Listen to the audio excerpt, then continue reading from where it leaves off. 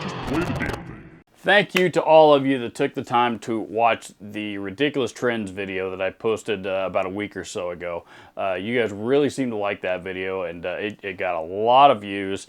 I say all the time, when a video blows up like that, that's what makes YouTube fun. One thing about YouTube is when the algorithm kicks in on a video like it did with that one, what happens is YouTube will take that video and blast it out to a much wider audience that might not be familiar with that particular channel or the creator or the content, which again was the case with this one. And when that happens, that's when all the haters come out to play, which is one of the strangest psychological phenomena that I've ever heard of, by the way. But regardless, that's what this video is going to be about today.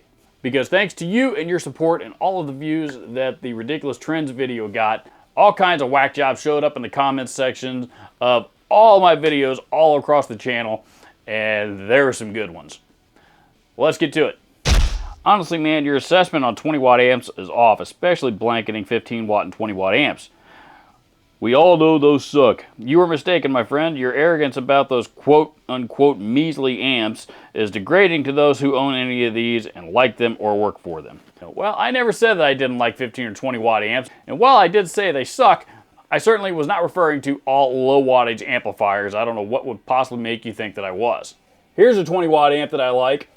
Here's a 5 watt amp that I love. Here's two 20 watt amps that I really, really like. I've recorded tons of videos with these. After Panama amps went out of business, I got rid of most of my Panama stuff, but I do still enjoy the 20 watt Shaman head and the appropriately named 5 watt head as well. And last but not least, let's not forget this little 15 watt amplifier that I have recorded pretty much just about every single pedal demo that I have done over the last 4 years with. A pretty unique feature on this fuzz is the expression pedal. Why didn't you demo that part of it? I love when people complain about not seeing features that they're already clearly familiar with. So, you know what? This pedal also has an input for a 9-volt power supply. Should I have gone over that as well? That guitar makes you sound good, Robert. Thanks. Hopefully this guitar plays like a Charvel, because it sure as hell doesn't sound even close to a Charvel with those pickups. How specifically do Charvel pickups sound? Watching all of the amps and pedals you hate on, I have come to believe you are incapable of dialing in anything. I'm sorry. I hate to break this to you, my man, but the amount of technical ability that is required to turn knobs on a pedal until you get a sound that you enjoy out of it is very, very minimal. That ain't the flex that you think it is, bro. A monkey can do that. Really what you're butthurt about is the fact that I don't like the same things as you. And for some reason, that seems to introduce another psychological phenomenon in people known as cognitive dissonance. When people hear an opinion that differs from their own way of thinking, they become aggressive and for some reason find any reason that they can find, to attack the individual that has presented them with evidence of why their way of thinking may be wrong. First affordable amp, $2,000, laughing my ass off. That video was 3 years old, dipshit. I don't know if you're aware of this, but there's been some things going on in the world that has made the prices of just about everything on this planet skyrocket.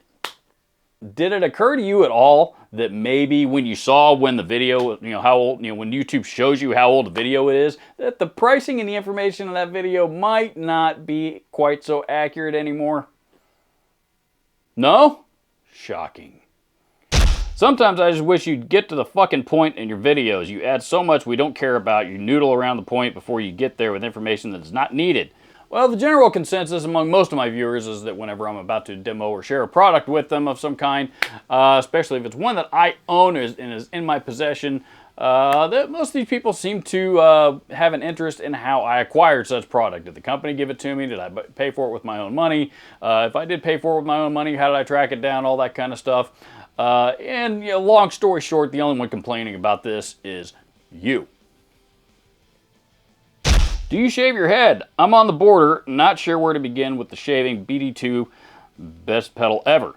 Okay, initially I thought that this was a troll comment, because when the trolls come out to play, for whatever reason, one thing they love to poke fun at is my haircut and my waistline. I've been willingly shaving my own head for like 18 years now, so why that would be an insult is beyond me. And anybody that shames me about my weight, quite frankly, says a lot more about them than it ever will about me. However, after some back and forth discussion with this particular viewer, turns out he wasn't trolling. It was a legitimate question for somebody that's considering shaving their head. So to answer your question, yes, I do use just a good old-fashioned, good old-fashioned razor blade. I like the Gillette Mach 5s or the, some of the generic, the more generic brand copies of that, like the the Harry's razor is pretty good, and I still have a bunch of them left over from an old cheap razor company called Dorco USA, the Dorco USA, who are now out of business. But they made some Gillette Fusion 5 type of razor blades that so I wound up with a ton of them, and I'm still not out of them yet. Anyway, but that's the style of razor that I like to use. And as far as shaving cream goes, I happen to prefer the higher end, more expensive foaming shaving creams these days. My favorites are either the CO Bigelow or the Proraso. CO Bigelow has been a little harder to find here in the last couple of years because of COVID supply chain stuff. But the Proraso stuff you can find on Amazon. I'll make sure to post a link to this stuff down in the description so you can get an awesome shiny haircut just like this one. If what it's worth, I was on the fence about it myself quite a bit before I finally started doing it, and once I did it, I've never had any regrets ever since. That's why I'm still doing this almost 20 years later. In regards to the tube amp shortage, it was never a thing. It was covered a long time ago that this was a scam. Will you stop at nothing for clicks?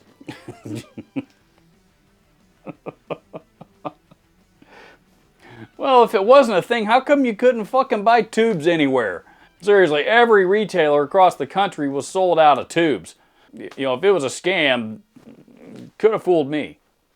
As for the "will you stop at nothing for clicks" part, dude, this is a fucking YouTube channel. What am I?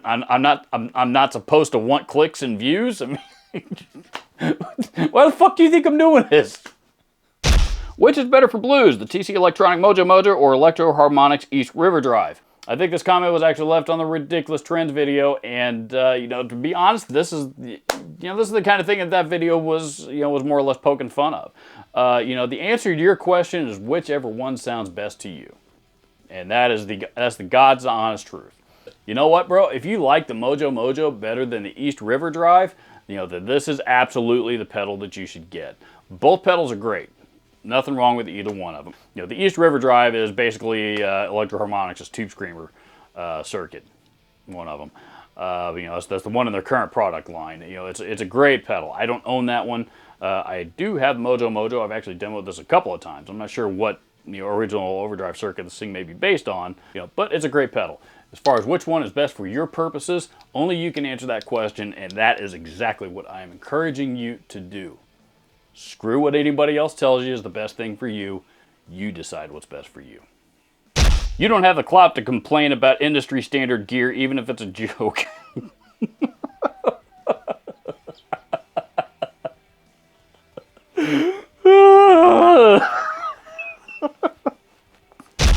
Metal zones, light gauge strings are for noobs or guys who seldom get out of the bedroom.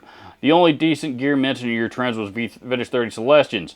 Regarding strings, you should listen to Trower, Sace, Bonamassa, Malcolm Young, Keith Richards, Slash, Pete Townsend, Pat Marino, SRV, Dead Daisies, countless others, or mention metal in the title, then people looking for something interesting will keep on scrolling.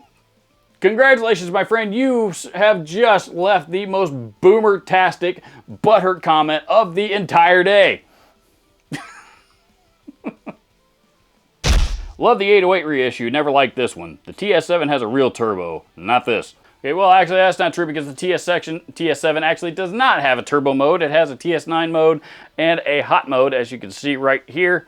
And it's actually the TS9DX version that has the turbo mode, as well as the hot mode, the TS9 mode, and the plus mode. So with that said, that's probably a real good opportunity for me to do a video comparing the higher gain modes of those two particular types of tube screamers. Stay tuned. Rumor has it that Eddie swapped his Sheffield speakers for Vintage 30s in his live shows. Peavy only cared about their badge on the cab and amp being shown, so he only swapped speakers to avoid contract breach. Every Sheffield I've ever played sounded very unsatisfying to me. Look, just like I said in that video, if you don't care for the Sheffield speakers, I mean, legitimately don't care for them, and you're not just following the fucking crowd because they told you they suck. If you legitimately don't care for them, fine. You're the last person I'm trying to convince anything otherwise. But here's the problem that I have with that claim. Eddie Van Halen number one, was never known for using vintage 30s. He always, in Celestian world, he always preferred greenbacks of some kind, and eventually came out with his own signature version of those. But more so than that, Eddie Van Halen did not sign off on pieces of gear with his name on it that he did not use, or did not believe in some form of fashion or another. A few people did comment that Eddie was known to swap the speakers on his live rig. I don't think that's true at all. While I initially thought that Eddie Van Halen was involved in the development of the Sheffield, I believe the timeline on that is just slightly off, because that speaker, I think, came out in 1989 and was made its first appearance in what we now refer to as the Silver Stripe Bandit combos and amps like that. Meanwhile, collaboration development for the first run of the 5150 amplifiers didn't start for just shortly after that until like 1990, and of course the original 5150 came out in 92.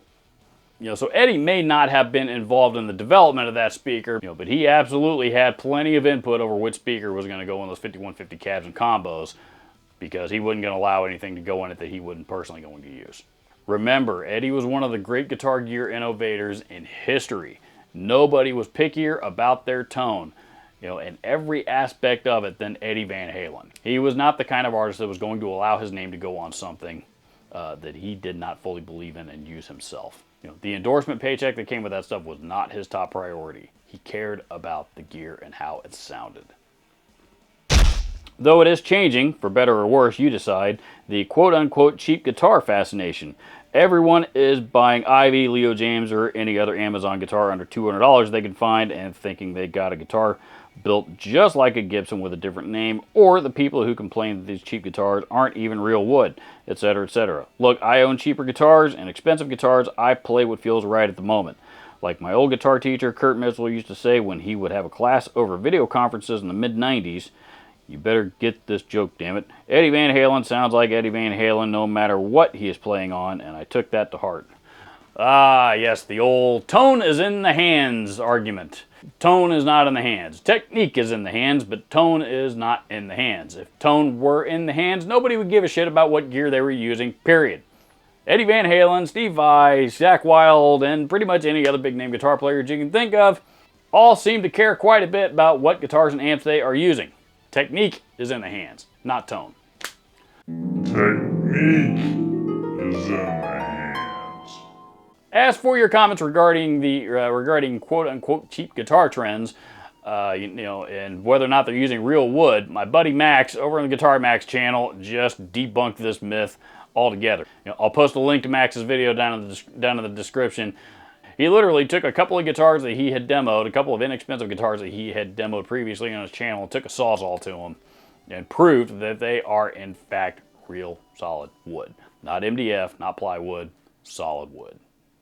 A video that I just posted recently, kind of similar along, kind of along the same topics. Guitar players' expectations are a lot higher than they used to be. Whereas $200 or $300 guitar, especially in the big name brands, used to buy you a piece of shit at best.